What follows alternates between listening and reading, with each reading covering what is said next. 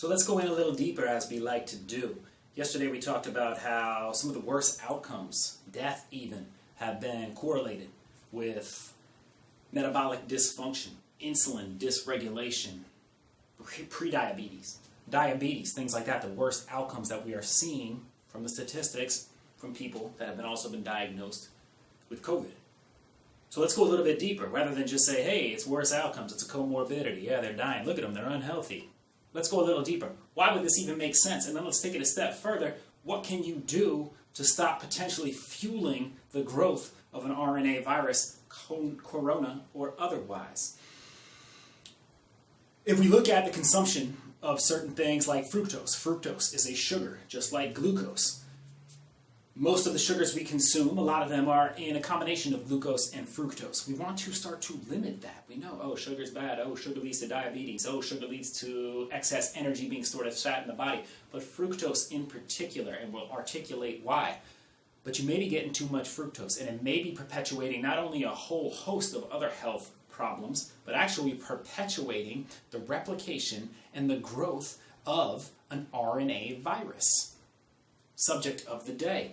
Fructose, where could you be getting it from? Again, high sugar foods, especially those with the high fructose corn syrup. This is old news, people. High fructose corn syrup, you got to try to avoid it, despite what the PR on the other side of companies that manufacture it and put it in their products try to perpetuate. You got to avoid it. It's clear.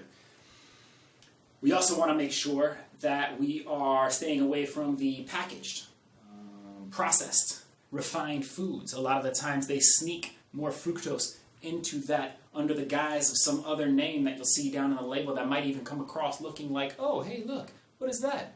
Oh, it's a benign ingredient on the label, but that's how they sneak the fructose in there. So more fuel for the fire to get away from those packaged foods, get away from those refined foods, more to the whole food diet. You can do it. I'm telling you, I'm pressed for time just like anybody else with family and running a business, talking to you all on a regular basis. But I make an effort. It's a non-negotiable point. You can prep the food. You can make it happen.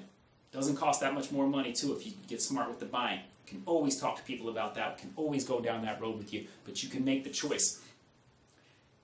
You find more fructose in those packaged, refined, processed foods. That's one thing. So we want to try to stay away from that. The fruits, especially those high GI index fruit, you want to make sure you're consuming these in moderation, perhaps avoiding them for a little while, especially if you are concerned with certain things like blood sugar, with weight loss, with elevated uric acid, which can also not only just perpetuate things like gout, but also lead to things like cardiovascular disease and high blood pressure.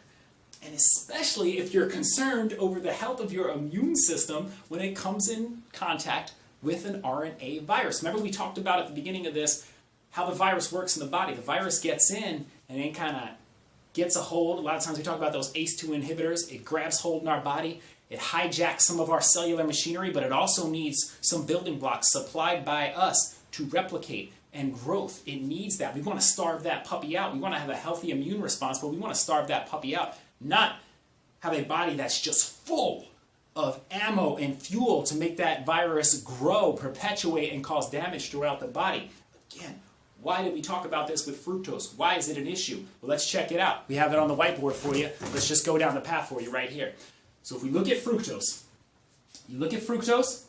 fructose breaks down to something in the body called ribose 5-phosphate. Ribose 5-phosphate, that's a R5P. Remember the R, that's why it's in a different color. We look at the R, ribose 5-phosphate.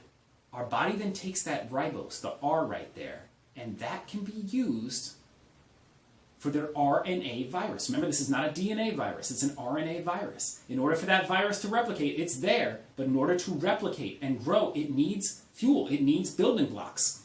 That R, that ribose, from the breakdown of fructose, that leads to more building blocks for the RNA viral growth and replication throughout our body. So we want to make sure we limit it for that reason alone, and that's clearly articulated. That's normal physiology, metabolism in the body. So doubling back, don't just leave you hanging on that one. What can we do? Well, where did we say we're getting all this fructose from? High sugar meals. Come on. Squash the sugar to a certain extent. Make the effort. High fructose corn syrup, packaged, refined, processed foods. Eliminate them or start to cut back. You have a starting point, just start to cut back. take it from there. Fruit, especially if you're concerned amongst these things, start to consume in moderation. Learn the difference between the high GI foods and the low GI foods. Start to consume some of those. Scale back. You don't have to go all in. You can, but you don't have to go all in. Start to make little changes. Arm yourself. Hedge your bet. Don't be a statistic. It's there for the taking. The knowledge is there. Let's use meaningful, worthwhile information and make positive changes rather than harping on the debatable ones and waiting to be saved.